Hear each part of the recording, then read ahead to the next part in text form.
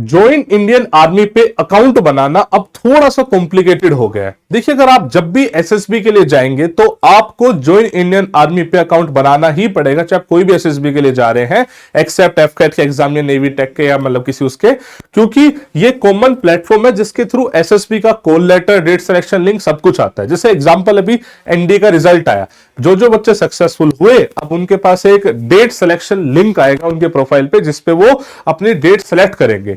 But उसके साथ साथ अब उसी में एक पीआईक्यू फॉर्म भी आएगा। मैं पूरा प्रोसेस समझा देता हूं। द पॉइंट इज, अभी ये वीडियो बना रहा हूं मैं, बहुत सारे इंक्वायरीज थी हमारे पास कि सर ज्वाइन इंडियन आर्मी पे अकाउंट कैसे बनाए एंड ऑल। मैं एक एक चीज क्लियर कर रहा हूं, प्लीज ध्यान से समझिएगा।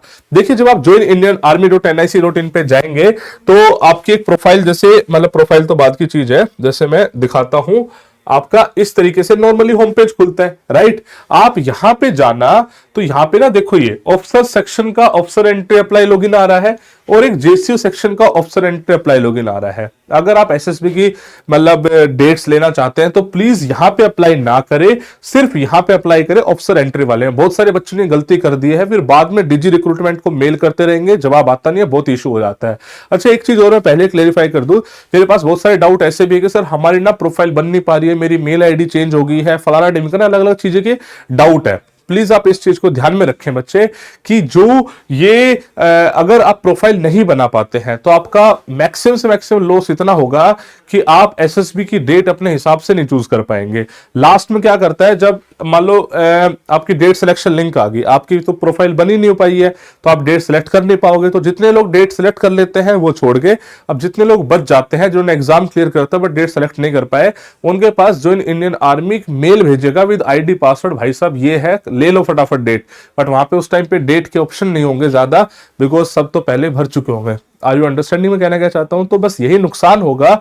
एसएसबी कभी किसी की ना आज तक छूटी है ना छूटेगी बच्चे, बिकॉज ऑफ दिस इशू। तो बी रिलैक्स, आपको अपना काम करना है, अपनी मेल कर देनी है, डीजी रिक्रूटमेंट को लिख देना है, आपका काम ये है, ठीक है। तो जब आप यहां पे जाएंगे, ऑफिसर एंट्री लॉगिन पे जाएंगे बच्चे, तो आपकी एक प्रोफाइल खुलेगी जहां पे आपको मतलब बहुत सारे, जैसे देखो ये आ रहा माई प्रोफाइल, ये सब पहले आप अपनी प्रोफाइल बनाओगे जहां पे अपनी सारी बेसिक डिटेल, आधार कार्ड डिटेल सब कुछ डालोगे बच्चे, ठीक है।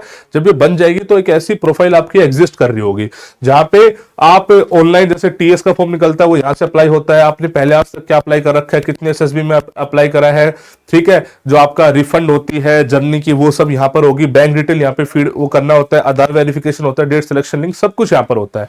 अब क्या होगा, जैसे एनडीए आ रहा है अभी, तो एनडीए में डेट सिलेक्शन लिंक एक्टिवेट हमें करना ही करना है, समझ रहे हो भाई। जो डेट सिलेक्शन लिंक है उसी के ही भरोसे पे तो आप अपनी पसंद की डेट चूज कर पाओगे।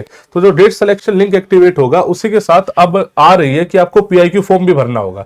जैसे मैंने एग्जांपल एनसीसी एंट्री का भी आया हुआ है तो इसलिए मैंने करा, तो वहां पे ऑप्शन आता है फिल पीआईक्यू। जैसे फिल पीआईक्यू पे जाओगे बच्चे तो आपसे सारे इंक्वायरीज मांगी जाती है कि आप कहां पे रहे हो, कहां पे आपने पार्टिसिपेट करा है, क्या डिटेल है, सब कुछ आपसे मांगा जाएगा।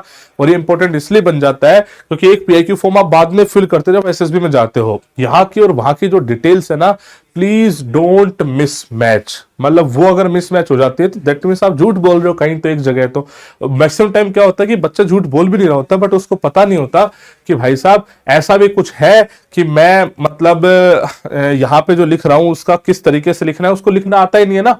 मतलब पॉइंट ये ना, उसको लिखना आता नहीं है, उसको पता नहीं कौन सी कैसे रिप्रेजेंट करूं। जब बच्चा हमारे पास कोचिंग में आ जाता है तब तो उसको पता होता है। तो आप प्लीज यहाँ पे इन चीजों को बहुत ही सोच समझ के ध्यान से लिखना।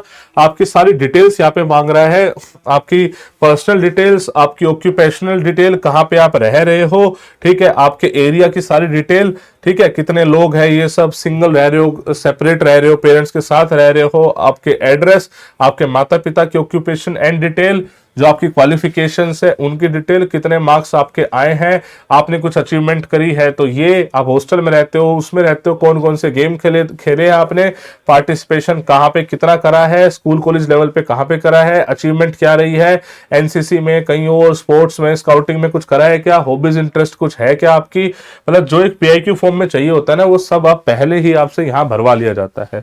हम प्लान कर रहे हैं बच्चे एक वर्कशॉप, आप उस वर्कशॉप में हम ये सिखाएंगे कि कैसे इन चीजों चीजों का ध्यान रखना। आप बोलोगे तो हम एक प्रॉपर डेडिकेटेड तरीके से 7 तारीख को शाम को 3 बजे आपके लिए एक वर्कशॉप प्लान कर रहे हैं, जिसका लिंक मैं शेयर कर रहा हूं डिस्क्रिप्शन में। वहां पे हम इस पीआईक्यू फॉर्म को भरना सिखाएंगे। मैं उम्मीद करता हूं उससे आपको काफी हेल्प रहेगी। बाकी इन सब चीजों का इंफॉर्मेशन बहुत ही क्रिटिकल होती है, ध्यान से आप भरिएगा। फिर भी कोई डाउट है, कोई परेशानी हो तो कमेंट सेक्शन में जरूर पूछिएगा। जय हिंद, जय भारत।